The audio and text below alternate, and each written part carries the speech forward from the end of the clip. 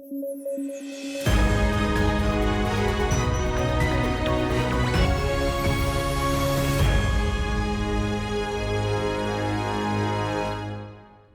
News at 9 programme में आपका स्वागत है। मैं हूं अमृत उपाध्याय। आइए जल्दी से देखें आज की हेडलाइंस। आरबीआई कसेगी इल्लीगल लोन ऐप्स पर लगाम, डिजिटा का प्रस्ताव किया पेश, चेक पॉइंट का काम करेगी डिजिटा। उत्कल दिवस आज, ओडिशा का होता है स्थापना दिवस। भारत के पूर्वी हिस्से में बसा अहम राज्य है ओडिशा। और भारत में हाइड्रो पावर जनरेशन में आई कमी, नवीकरणीय ऊर्जा में अहम है हाइड्रो पावर। 2070 तक नेट जीरो के लक्ष्य पर भी संकट।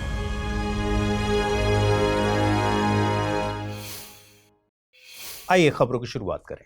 बीते साल एक खबर आई थी, भोपाल में एक व्यक्ति ने अपनी पत्नी और 2 बच्चों समेत फांसी लगा ली थी। इंश्योरेंस फर्म में काम करने वाला यह व्यक्ति लोन मुहैया कराने वाले ऐप्स के ट्रैप में फंसा था।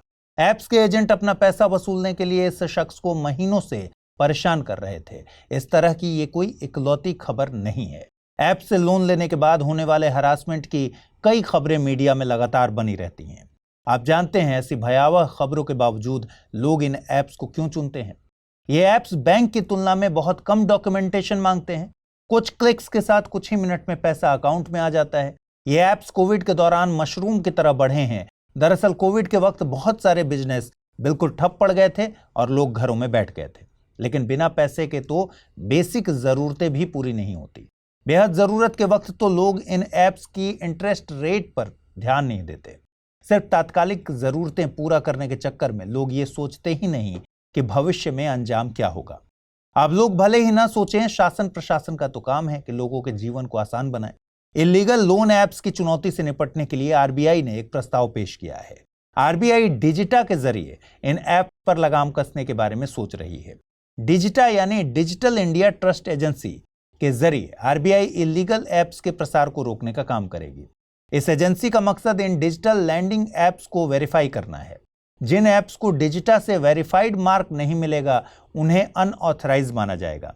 ये एजेंसी वेरीफाइड ऐप्स का एक रजिस्टर मेंटेन करेगी, जिससे डिजिटल लैंडिंग सेक्टर में पारदर्शिता और जवाबदेहिता को बढ़ावा मिलेगा। डिजिटा इन ऐप्स के लिए एक चेक पॉइंट का काम करेगी। डिजिटा के अलावा आरबीआई ने गूगल को भी एक लिस्ट जारी की है, जिसके तहत गूगल प्ले स्टोर पर आरबीआई रेगुलेटेड एंटिटीज वाले ऐप्स ही शो होंगे। सितंबर 2022 से अगस्त 2023 के बीच गूगल ने 2200 के करीब डिजिटल लैंडिंग ऐप्स को गूगल प्ले स्टोर से हटाया है। आरबीआई ने डिजिटल लैंडिंग रूल्स जारी करके साफ किया था कि कोई भी लोन देने वाली संस्था ग्राहक की जानकारियां स्टोर नहीं कर सकती। केवल नाम, पता और कॉन्टैक्ट डिटेल्स स्टोर करने की अनुमति है। लेकिन ये इलीगल ऐप्स लोगों की फोटोज और कॉन्टैक्ट लिस्ट तक स्टोर कर लेते हैं। फिर लोन की रिकवरी के लिए लोगों की फोटोज को मैनिपुलेट करके उन्हें ब्लैकमेल किया जाता है। लोगों को धमकाया जाता है कि उनकी मैनिपुलेटेड फोटोज उनके कॉन्टैक्ट लिस्ट के लोगों के साथ शेयर कर दी जाएंगी। अब एक सवाल आपके मन में आ रहा होगा कि यह सब आरबीआई ही क्यों कर रही है। देखिए, आरबीआई भारत का केंद्रीय बैंक है। इसका काम पूरे फाइनेंशियल सिस्टम की निगरानी करना है। RBI department of banking regulation के जरिए इस काम को अंजाम देती है। 1 अप्रैल का दिन भारत में उत्कल दिवस के तौर पर मनाया जाता है। उत्कल दिवस ओडिशा के स्थापना दिवस के तौर पर मनाया जाता है। 1 अप्रैल 1936 को कंबाइंड बिहार और ओडिशा प्रांत से ओडिशा को अलग किया गया था।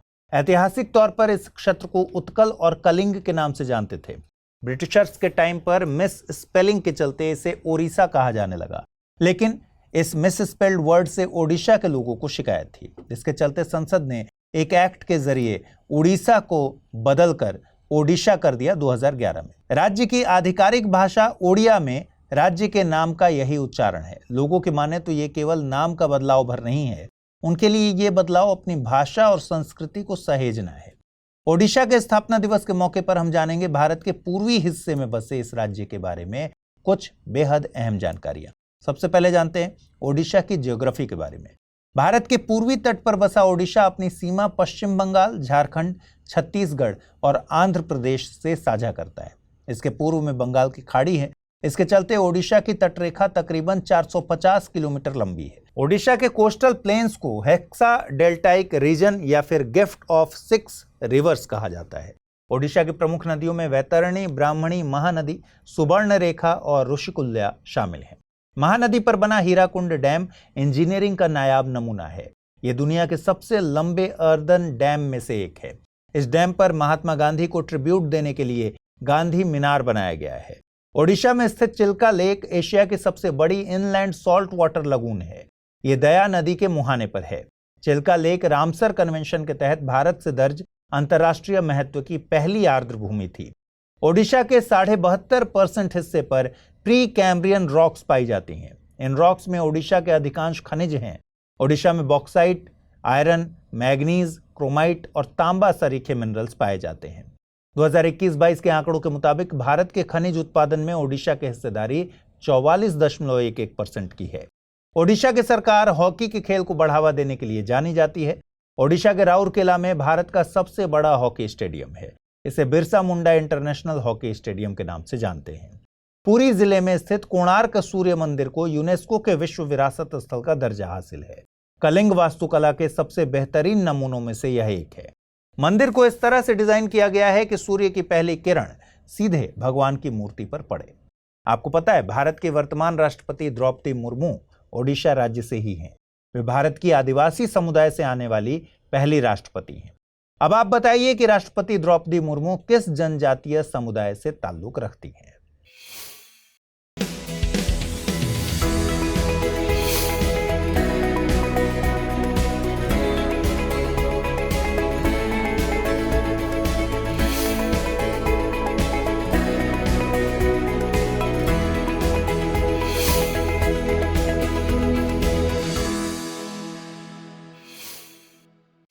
गैस एक्सपोर्टिंग कंट्रीज फोरम यानी GCEF की सालाना रिपोर्ट जारी की गई है। रिपोर्ट के मुताबिक भारत अगले दशक में प्राकृतिक गैस के लिहाज से दुनिया का सबसे बड़ा ग्रोथ मार्केट होगा। रिपोर्ट में भारत के LNG इंपोर्ट के बढ़ने की बात कही गई है।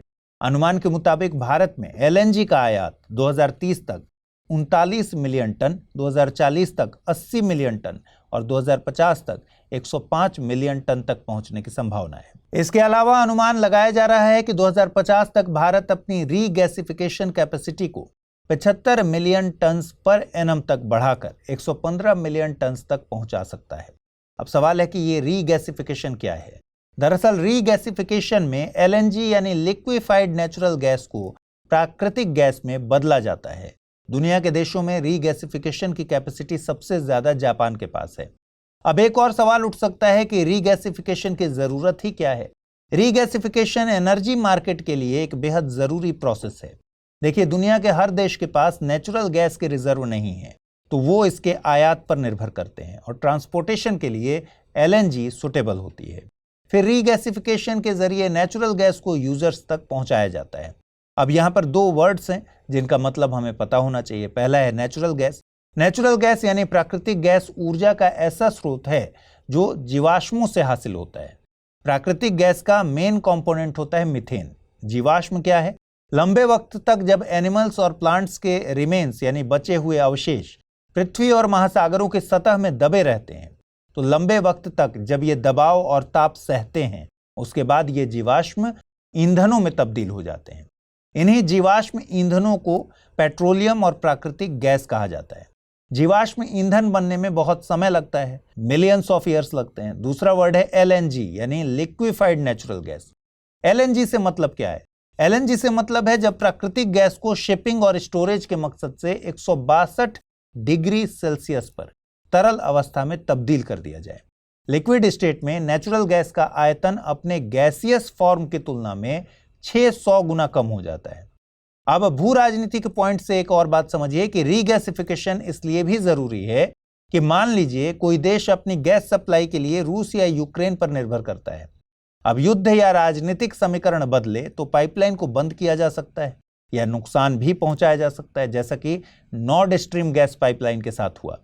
तो क्या वो देश हाथ पर हाथ धरे बैठा रहेगा? नहीं, वो देश LNG का आयात करके रीगैसिफिकेशन के प्रोसेस से नेचुरल गैस हासिल कर सकता है।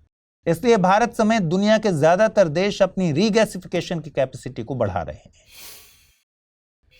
सरकारी आंकड़ों से भारत के लिए एक चिंताजनक खबर सामने आ रही है। भारत का हाइड्रो पावर से बिजली का उत्पादन 38 सालों में सबसे लो लेवल पर है। भारत के हाइड्रो पावर उत्पादन में 16.3% की कमी दर्ज की गई है। इसकी वजह है भारत में अनियमित वर्षा और दूसरी वजह है नए हाइड्रो पावर प्लांट्स में तुलनात्मक रूप से आई कमी। यूं तो भारत दुनिया में हाइड्रो पावर का छठा सबसे बड़ा उत्पादक देश है, लेकिन इसके उत्पादन में वैश्विक स्तर के मुकाबले काफी तेजी से कमी दर्ज की गई। गौरतलब है कि जल विद्युत एक नवीकरणीय ऊर्जा संसाधन है। इसके उत्पादन में कम लागत और लो कार्बन एमिशन होता है। वहीं भारत ने 2070 तक नेट जीरो का लक्ष्य रखा है। जल विद्युत उत्पादन में हो रही कमी भारत को इस लक्ष्य के लिए भी चुनौती खड़ी कर रही है। यहाँ एक बात ध्यान देने वाली है कि नवीकरणीय ऊर्जा में केवल जल विद्युत ही शामिल नहीं होता। सरकार ने सौर ऊर्जा और पवन ऊर्जा की कैपेसिटी को बढ़ाने पर लगातार काम किया है। आपको बता दें कि भारत ने COP26 में 2030 तक नवीकरणीय ऊर्जा की 500 गीगावाट इंस्टॉल्ड कैपेसिटी का लक्ष्य रखा था। 31 अक्टूबर 2022 तक के आंकड़ों के मुताबिक भारत ने नवीकरणीय ऊर्जा से 172.72 गीगावाट की कैपेसिटी इंस्टॉल की है। इसमें लार्ज हाइड्रो पावर प्लांट्स का शेयर 46.85 गीगावाट का है। आइए अब जल्दी से देखें आज के रैपिड न्यूज में क्या है खास। बीते दिनों चक्रवात गमाने चर्चा में रहा, क्योंकि यह चक्रवात मेडागास्कर द्वीप पर बड़ी तबाही की वजह बना। मेडागास्कर के राष्ट्रीय आपदा प्रबंधन ब्यूरो के अनुसार गमाने की वजह से 18 लोगों की मौत हुई और करीब 20,000 से ज्यादा लोगों को विस्थापित किया गया। गमाने एक उष्णकटिबंधीय चक्रवात था जो लगभग 150 किलोमीटर प्रति घंटा की रफ्तार से मेडागास्कर द्वीप पर टकराया। इसे श्रेणी 1 के तूफान के रूप में वर्गीकृत किया गया है। हाल ही में हॉकी इंडिया अवार्ड्स 2023 की घोषणा की गई। इस वर्ष भारतीय हॉकी प्लेयर हार्दिक सिंह को men's player of the year और सलीमा टेटे को women's player of the year का खिताब दिया गया तथा hockey India major Dhyanchand lifetime achievement award के लिए अशोक कुमार को चुना गया है। यह वार्षिक हॉकी इंडिया अवार्ड्स का छठा संस्करण था। इसके द्वारा भारतीय हॉकी खिलाड़ियों को उनके सर्वश्रेष्ठ खेल के लिए सम्मानित किया जाता है। रोहन बोपन्ना ने नया कीर्तिमान स्थापित किया है। हाल ही में उन्होंने मियामी ओपन 2024 टेनिस पुरुष युगल का खिताब जीता। यह कारनामा उन्होंने ऑस्ट्रेलियाई साथी मैथ्यू एबडेन के साथ मिलकर किया है। आपको बता दें, यह उनके करियर का छठा ATP मास्टर्स 1000 का खिताब था।